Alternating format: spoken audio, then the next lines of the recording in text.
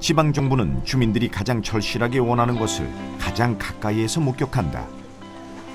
2013년 3월 순천에는 전국 최초로 홀몸 노인들의 공동체인 9988 쉼터가 생겼다.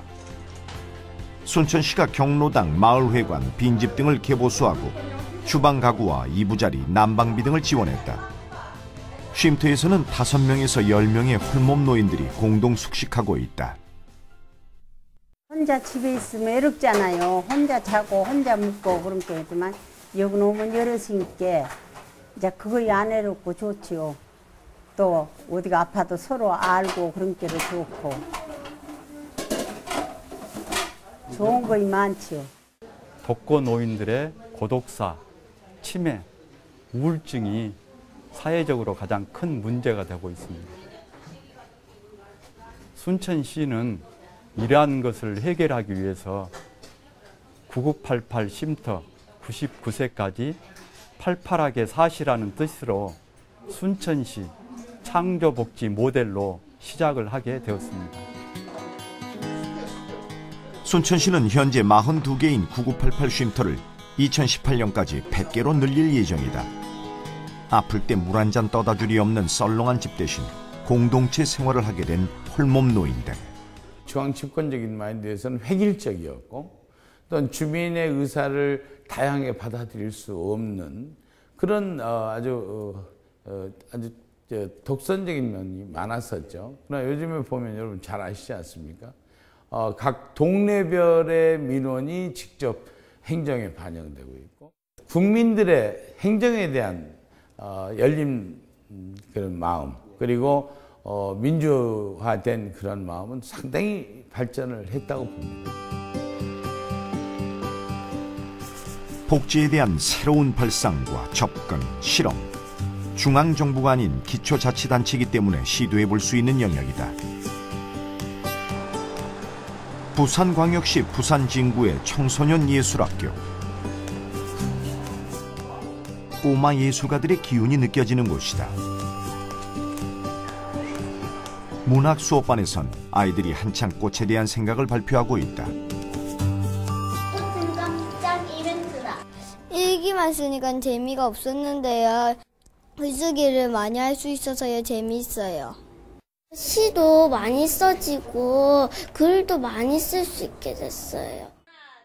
이곳에선 문학, 음악, 미술 등의 예체능 수업을 무료로 운영하고 있다. 비싼 학원비 때문에 배울 엄두를 내지 못했던 아이들이 꿈을 키울 수 있게 됐다. 특히 예술, 예능 이 부분에 대부분 아이들이 숨겨져 있는 자기 재능을 모르고 다 성인이 돼버리는 거예요. 지금도 한류 바람이 거세게 불지만은 그 우리 젊은이들이 끼가 얼마나 많아요.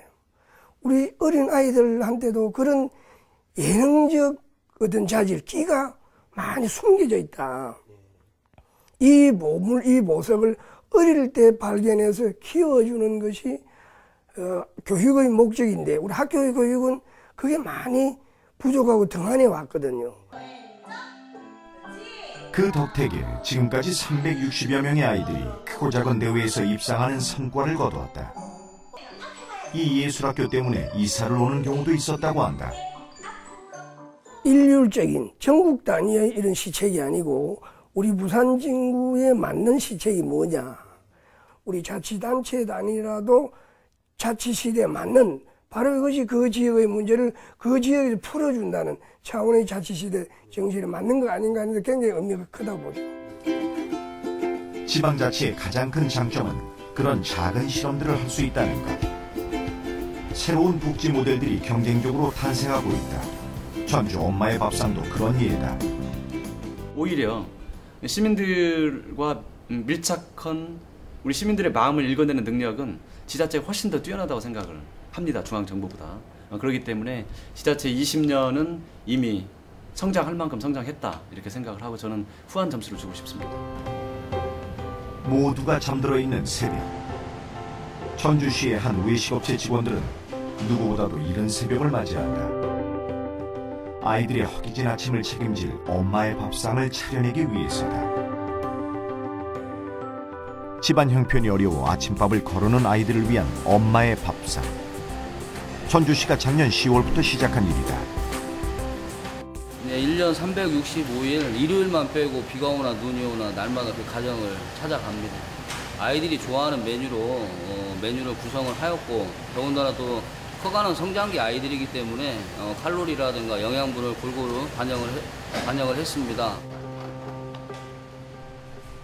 혹 음식이 짜지는 않은지 꼼꼼히 체크하고 아이들에게 맛뿐만 아니라 영양도 잘 챙겨주고 싶은 엄마의 마음을 담는다. 이렇게 밤새 만든 밥과 반찬을 행여 식을까 보온 도시락에 담아 매일 아침 아이들의 집집마다 배달한다. 그 정성 덕택인지 엄마의 밥상을 받은 아이들이 외식업체로 보내온 편지엔 고마움이 가득 담겨져 있다. 자신들 대신 아이들 아침을 챙겨줘 고맙다는 한 부모는 3만 원을 보내오기도 했다. 천주시내 260여 명 아이들에게 배달되는 엄마의 밥상. 도시락을 받는 아이들의 사연이 갖가지라는데, 고등학교 2학년 손자와 둘이 산다는 강경순 씨네 집을 찾았다. 얼마 전 길에서 넘어져 무릎뼈가 부러진 이후로 걸음이 불편해졌다는 강경순 씨. 생활은 물론 한창 성장기인 손주의 밥조차 제대로 챙겨주지 못했는데, 다행히 이러한 사정을 알게 된 동네 주민들의 도움으로 지난 2월부터 엄마의 밥상을 받기 시작했다. 아니, 엄마의 밥상 받아보시기 전에는 네. 그때는 뭐 어떻게 차려드렸나요? 그냥 된장국 끓여서 그냥 김치하고 계란 후라이나 하나씩 해서 그렇게 먹었지. 그리고 이제 또 안 먹고 갈 때도 많고, 근데 이 엄마의 밥상을 받으면서부터는 아침으로 꼭 한 숟가락씩 잘 먹고 다녀. 기초생활수급자가 아니란 이유로 그간 복지 혜택을 받지 못해왔다는 강경순 씨에게 엄마의 밥상은 정말 요긴한 도움이다. 소득이나 재산으로 일률적으로 끊을 수 없는 게 소득이 있다 하더라도 밥을 못 먹을 수가 있고, 또 소득이 낮지만 또 부모님들이 열심히 그 밥을 챙겨줄 수도 있기 때문에 소득으로 끊는 게 아니고 가정 형편상 실질적으로 밥을 먹을 수 없는 그 아이들을 선별을 하게 된 것입니다.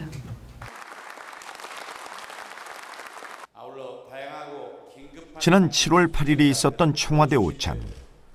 전국 226개 기초지방자치단체장들이 모여 각 지자체의 우수정책 사례를 발표하는 장이 열렸다. 전국의 여러 곳에서 저기서 혁신적 아이콘들이 막 생기기 시작했어요. 전국에 226개의 경쟁적 체제가 갖춰진 거예요. 중앙은 혼자예요. 독점하고 있어요. 자기는 여유 있고 룰루랄라 해요. 누가 이기겠어요? 긴장하는 226개 경쟁적으로 나타나는 모습과 혼자 독점적 정보 속에서 독점적 주의를 구가하는 쪽과 누가 이기겠어요? 답은 나와 있어요. 경쟁 속에 싹트는 지방자치단체의 혁신적인 정책이 곧 국가 경쟁력으로 이어지는 모습은 이미 심심치 않게 발견되고 있다. 햇살이 눈부신 곳 그곳으로 가네 바람에 내 몸 맡기고 그곳으로 가네. 한국인의 별, 우리 시대의 영원한 가객 김광석의 흔적이 살아 숨쉬는 낭만거리 김광석길을 비롯해 대구에서는 낙후된 골목에 스토리를 입힌 새로운 여행 코스들이 관광객들을 끌어모으고 있다. 지자체의 특색에 아이디어를 얹어 지역경제 활성화를 불러온 사례는 비단 대구만의 일이 아니다. 지역경제 활성화는 여느 지방정부라면 언제나 고심 중일 최대의 현안. 충북 보은군의 한 실내체육관.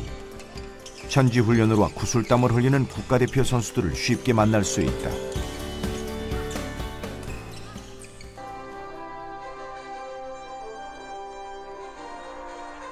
최근 각종 국제대회에서 좋은 성적으로 사랑받는 여자 축구 선수들도 보은군에 모여 있다. 월요일에는 여자 축구 보는 날이란 슬로건까지 내건 보은군은 2011년부터 매해 한국 여자 축구리그를 개최하고 있다. 이제 대추의 고장보다 명실상부 스포츠의 메카를 꿈꾸는 보은군. 전통적인 농업이 주요 산업이었던 보은군에 스포츠의 메카란 정책이 등장한 이유는 무엇일까? 지역 발전을 시켜야 되겠는데 뭐가 문제인가 찾아보니까 국민들의 생각이 패배감, 열등의식에 빠져 있는 거야. 별 변화 없을 거야. 기대도 안 걸고 그런 거야. 그러니까 이 생각을 먼저 바꾸게 하는 것이 우리 지역 발전의 선결 문제다 이렇게 생각을 하고, 각종 경기시설이 준공된 이후 보은군은 해마다 30여 개의 전국대회와 250여 개 팀의 전지훈련을 유치하면서 연간 약 100억 원의 경제 효과를 보고 있다고 한다. 타지에서 관광객이 와갖고 즐길 수 있는 거리 뭐 이런 걸 만들다 보니까 음식도 살고 음식업도 살고 거기는 숙박업도 살고 모든 게 상승돼갖고 보은 지역 발전에 크나큰 그 지역 경제 역할을 하고 있다고 저는 생각을 합니다. 지난 지방자치 경연대전에서 대상인 대통령상을 받은 강릉 안모커피 역시 지방자치가 해낸 지역경제 활성화 사례다. 안목마을은 2000년대 초까지만 해도 전형적인 소규모 어촌이었다. 그러나 항구시설이 확충되고 강릉시의 관광개발 투자로 마을에 커피 전문점들이 잇따라 들어섰다. 여기에 강릉시가 커피 축제를 개최하면서 명실상부 커피의 도시로 탈바꿈한 안목마을은 2009년부터 6년간 모두 118만여 명의 관광객들을 끌어모으며 지역경제에 활력을 가져왔다. 각 지자체가 보여온 크고 작은 실험들은 이런 박람회를 통해 그 결실을 평가받고 다른 지자체의 벤치마킹을 모색한다.